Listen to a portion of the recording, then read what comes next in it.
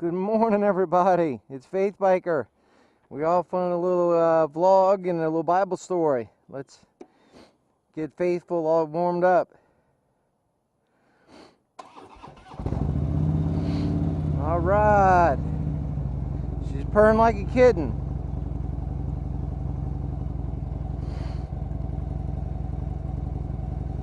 I need to get gas.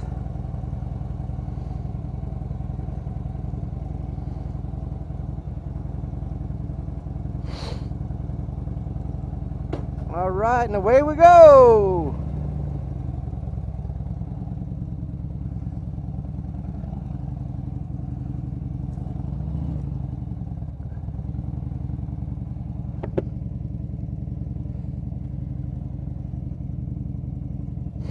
All right, I'll check y'all when I get on the road.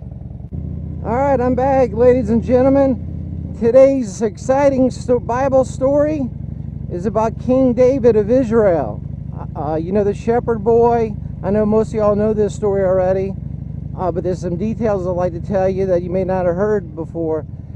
King David was a shepherd boy, and he was selected by the prophet. God told the prophet Saul to go and anoint him as king when he was a little shepherd boy, and he didn't become king until many years later, though. Well, it starts off. Israel was in a time of prosperity. They were doing good. Israel was a superpower at the time when King David was king, and but they had a war going on. And mistake number one with King David is that most kings at that time went to battle with their soldiers to war, but he stayed back at the palace. And one evening, he was in his palace, and now when I tell this story, I'm telling it in my own words. I'm not quoting from the Bible. It's my own translation and put it in today's language. And he one evening he just got restless, and he went out on his porch of the palace, and he looked at a house that was down from his balcony, and it was a house, and a young girl was bathing in the afternoon. Now, why was a young, pretty woman bathing in the afternoon? It was still daylight, and in front, you know, where everybody can see. I don't know. The Bible doesn't tell us. But King David made a second mistake.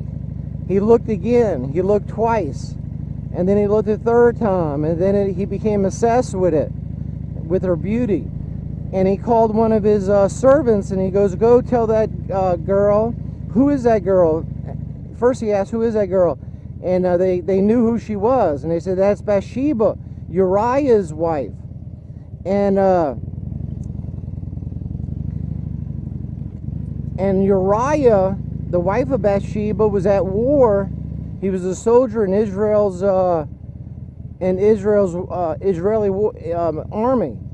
And so he went and fetched her anyway, even though they said that. And the Bible says she laid with him. In other words, she had sex with him. And some time went by, and then Bathsheba came to King David and say, I'm with child. I'm pregnant. And King David was probably scared, not knowing what to do, so he had a plan. And that's mistake number 4, 3 or 4. He had a plan. Instead of repenting and taking care of the child, he fetched Uriah, Bathsheba's husband, that he was out at war. He fetched him to come to the king's palace, King David's palace. And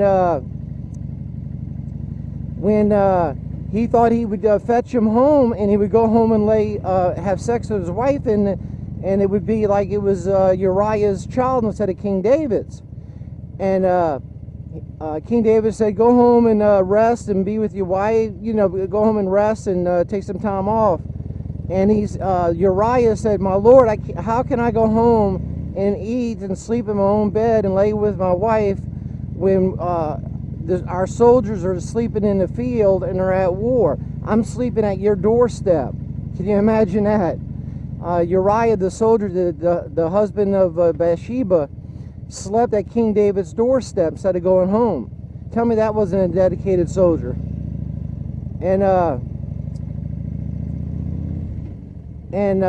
So he had a second plan. His second plan was to call Uriah and get Uriah drunk, where he would go home and lay with his wife.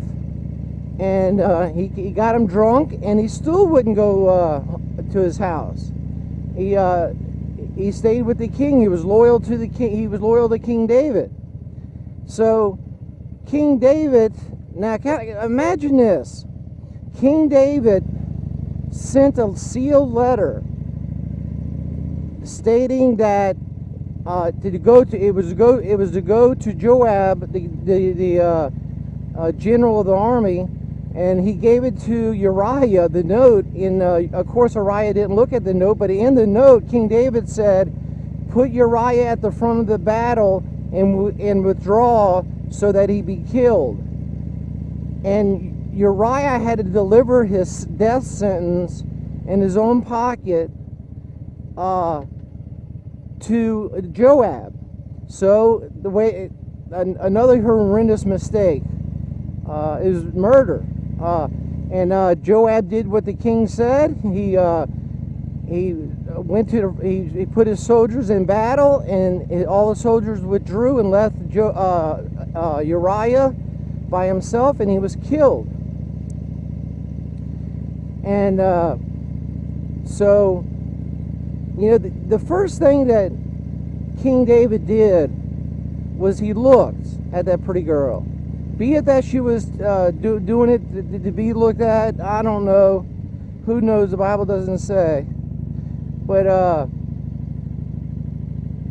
he took that second look, and that second look, he had the lust build up in his heart. You know what I'm talking about, guys? When you see a pretty girl, it kind of crosses your path, your view path, and then when you look again and start fantasizing about sexually, that's when it becomes a sin. That's what Jesus says. You might as well, you've already created fornication in your heart. And he had that second look with Bathsheba. Now, at the time, God spoke through to the prophets back in the King David's time. And the prophet of Israel at that time was a prophet called Nathan. And Nathan goes to the king's palace, and he wants to see the king. So of course the king always accepts the prophet, and he says, "King David," and this is my own terminology now. He said, "King David, I got a story to tell you." And King David, it's about a little sheep, King David being an ex-shepherd, he loved it, and he wanted to hear the story. And he said that there was this real poor family, and they had one sheep, and it was like a member of their own family. The sheep slept with them in the same bed. They ate together. The sheep was their like a member of the family. They loved that sheep, and they took care of that sheep, and the kids played with it and stuff like that. And this rich man in the town wanted to have a big party, and he had thousands of sheep, this rich man. But the rich man didn't take one of his sheep. The rich man went to the poor man and stole his pet sheep that they loved so much, and killed that sheep and roasted it and fed it to his guests. King David got all furious. He said, "Who is this man that done this? I want his head." And Nathan looked at him with a piercing look and said, "Thou art the man." What Nathan was saying is that King David could have had any girl he wanted. He could have had any girl he wanted. But he desired Uriah's wife, and he could have had any woman in the world. And Nathan called him on a carpet. So immediately King David repented to Nathan and said, "I'm sorry for doing this, and I repent." And Nathan says, "God forgives you, but the child won't live." And sure enough, when the child was born and it was time to give birth to the child died. God didn't allow the child to live. Why not? I have no earthly clue. But can you imagine being King David? And what happened was with King David, he got rich. He was a real powerful man of this large kingdom, and it all went to his head, and he started falling back on his faith, and he succumbed to temptation, and then he tried to cover up the lust with murder. See, that's what happens with sin. When you sin, most people sin again to cover up the first sin, and then they sin again and again and again to cover up that first sin. And the moral of the story is, you know, even if things are going good for you, and you know you got money and you got a nice house and things look pretty good for you, don't get lazy on your faith, because usually that's when the devil attacks you. And King David made that mistake, and it haunted King David. And King David had nothing but trouble the rest of his life. He had nothing but wars. His own son Absalom tried to take over the kingdom and tried to murder his father, King David. Can you imagine it? His own son? And he had nothing but problems after the murder of Uriah and his attempt to cover it up. But he took Bathsheba as a wife, and Bathsheba stayed with him as a wife until he died. You know, it's just, you have to stay on your toes. You know, King David got fat on he got a little lazy because he was probably eating rich food all the time and drinking wine all the time and living in the lap of luxury, and he forgot his one thing is to stay in the faith. Well, that's the Bible story for today, ladies and gentlemen. I hope I translated it right for all y'all. Stay on your toes. We're praying for you. We talk to y'all later. Bye-bye.